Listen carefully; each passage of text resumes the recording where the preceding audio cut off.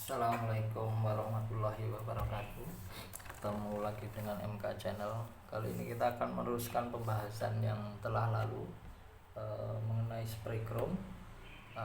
Yang baru bergabung bisa dilihat video yang lalu.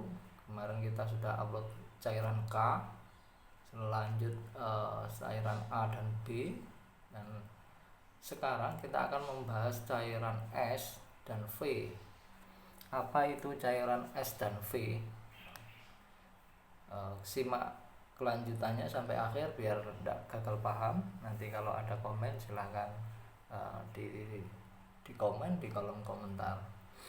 Oke, mengingatkan yang lalu, proses spray chrome. Proses spray chrome berawal dari membersihkan media yang akan di chrome. Kita lakukan pemberian surfaktan atau wetting again dengan maksud membersihkan minyak-minyak yang ada di situ. Nanti biar kalau cairan K-nya kita berikan dia bisa basah, bisa klimis. Ada yang bilang begitu, dia bisa basah, bisa medianya tertutupi dengan air. Jadi kita berikan wetting again. Apa itu wetting again dan surfaktan sudah kita beritahu pada video yang lalu. Setelah itu kita bilas dan kita berikan cairan K. Cairan K itu apa komponennya, fungsinya untuk apa, bahan-bahannya apa, sudah kita berikan yang lalu. Lanjut kita bilas. Setelah K dibilas sampai bersih, jangan sampai ada residu bekas cairan K-nya. Setelah itu baru naik A dan B secara bersama-sama. A dan B merata, sudah hasil chrome-nya nampak berkilau. Lanjut dibilas pakai air. Selanjutnya masuk ke tahap cairan S dan V yang akan kita bahas sekarang ini. Oke, langsung aja ya. Cairan S yang dimaksud adalah S itu stabilisasi, atau mungkin bisa diartikan dengan menyetop reaksi, jadi reaksinya nggak berlanjut. Stabilisasi itu merupakan proses metalisasi dan perlambatannya. Jadi proses metalisasi selesai dan diperlambat dengan cairan S. Apa itu cairan S? Isinya apa cairan S? Cairan S itu kita gunakan natrium tiosulfat atau sodium tiosulfat. Oke, saya ulangi ya, coba dicatat ya. Natrium sulfat atau sodium tiosulfat itu nama yang sama. Atau bisa kita gunakan air sabun mandi batangan, tapi yang untuk bayi. Sabun untuk bayi, sabun kasen atau yang lain khusus untuk bayi, itu bisa. Oke. Kita ulang sedikit ya. Setelah proses setelah proses AB kita bilas pakai air. Bilas pakai air itu kan nanti keluar busa. Ada busa-busa itu.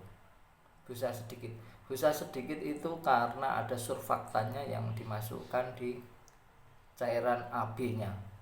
Cairan dari K, sisa dari K. Jadi nanti sampai bersih gitu ya. Jadi tidak ada bui-buinya, dia sudah mengkilat. Baru naik cairan S. S-nya sudah selesai, sudah merata. Kita masuk ke air. Kita bersihkan air lagi. Air bersih sampai bersih air. Lalu dikeringkan. Dikeringkannya pakai angin kompresor. Kita tiup gitu pakai kompresor sampai nggak ada air. Setelah itu dijemur. Jangan dipegang, kalau dipegang nanti rusak. Kalau sudah dijemur, sudah kering, baru naik cairan V. Apa cairan V itu? Komponennya apa cairan V? Kenapa disebut cairan V? Cairan V itu isinya clear NC ditambah pewarna violet. Violetnya cuman diisi berapa tetes gitu aja. Kenapa pilihannya violet? Karena krom yang dihasilkan dari perak itu kecenderungannya nanti lama-lama akan kekuning-kuningan, cenderungnya akan kekuning-kuningan. Nah, untuk anti kuning ini kita sebut namanya cairan V. V itu clear ditetesi pewarna violet. Nah, violet ini untuk menghilangkan efek kuning di hasil krom perak. Jadi nanti hasilnya jadi stabil, jadi tidak berubah jadi kuning kalau setelah dikasih V. Nah, caranya bagaimana? Caranya yaitu itu tadi ya, clear NC ya, NC warna ungu atau violet, kita tetes hanya beberapa tetes saja. Setelah itu kita semprot tipis, kabut ya, semprotnya kabut, tunggu 15 menit kering. Setelah itu clear view 2K, semprot basah. Setelah itu sudah selesai. Saya rasa begitu. Untuk semua proses spray chrome sudah kita bahas semua, mulai dari K sampai V sampai V sudah selesai. Yang perlu jadi catatan, semua proses ini menggunakan bahan kimia yang korosif, yang membuat korosi. Jadi kalau mau mengaduk, upayakan wadahnya sendiri-sendiri, terpisah. Untuk A ya A terus, B ya B terus, A1 A1, A2 A2, K ya K sendiri gitu. Upayakan wadahnya dari gelas pirek yang anti karat. Oke. Jangan mencampur gelasnya, jangan digonta-ganti. Pengaduknya jangan dari logam atau dari apa. Pengaduknya dari plastik atau atom. Satu lagi, bahan yang digunakan dalam hidrokrom atau spray chrome ini mahal, semua mahal. Jadi perlu diperhitungkan biayanya. Nah, kalau untuk usaha mungkin bagaimana prospek kedepannya, karena ini bahannya mahal. Kalau untuk coba-coba nanti habis biaya banyak. Nah gitu, jadi diperhitungkan dulu. Pakai semprot burung biasa bisa, tapi untuk usaha saya tidak menganjurkan, karena nanti banyak cairan yang terbuang. Kalau sudah terbuang nggak bisa diambil lagi, berarti terbuang. Yang terbuang itu perak dan timah klorida, itu mahal harganya. Jadi coba diperhitungkan lagi. Nah, untuk usaha, nah, dilihat harga bahan bakunya itu bisa dilihat di Tokopedia atau Shopee atau yang lainnya, itu ada semua. Cari bahan yang bagus, jangan beli HCl di toko bangunan, nanti kurang bagus hasilnya, tidak bisa jernih. Nah seperti itu. Tambah lagi itu tadi ya, nanti biayanya jadi mahal. Nah, ini kalau sudah diaplikasikan, sudah diracik gitu, kalau mau dijual 500.000 ya monggo, masih bisa. Untuk dibisniskan mungkin masih bisa. Barangkali usaha untuk spray chrome dengan jualnya mungkin lebih banyak hasil jualnya komposisi cairannya itu, karena sekitar mungkin berapa mili itu sekitar 500.000 harganya. Nah kalau kita bisa buat sendiri, tinggal diracik, bahan kimia kan sudah ada, belinya sudah ada, tinggal beli, tinggal diracik sendiri.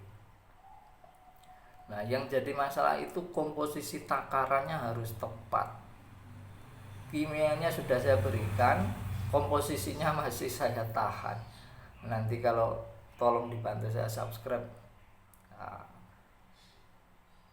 mudah-mudahan sampai 1000 gitu, nanti saya akan berikan rumus komposisinya. Jadi karena komposisi ini menentukan hasilnya, kimianya sudah betul tapi kalau komposisinya, takarannya tidak betul, buang-buang uang, buang-buang waktu, bahannya mahal begitu. Jadi saya sarankan mungkin untuk spray chrome ini, seseorang mungkin yang sudah biasa ngecat apa itu, sepeda motor, pelek atau apa, yang mereka yang sudah terbiasa bergelut di dunia itu, nanti dia lebih mudah mengaplikasikannya. Karena kalau tidak punya kompresor, tidak punya perlengkapan penunjang, hasilnya juga tidak maksimal, nanti malah buang-buang uang. Untuk hasil yang bagus tentunya pertama harus medianya kalau berlubang-lubang ya didempul dulu, diamplas,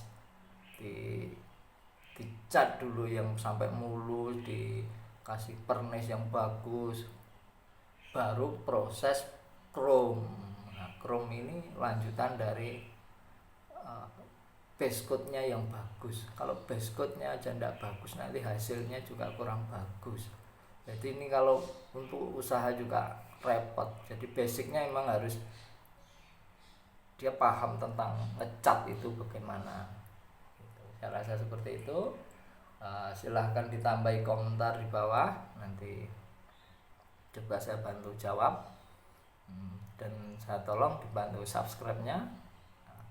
Mungkin kalau sudah sampai berapa subscriber gitu, nanti saya bagikan rumus takarannya, karena itu jauh lebih penting juga rumusnya itu. Oke, sekian ya pertemuan kali ini. Assalamualaikum warahmatullahi wabarakatuh.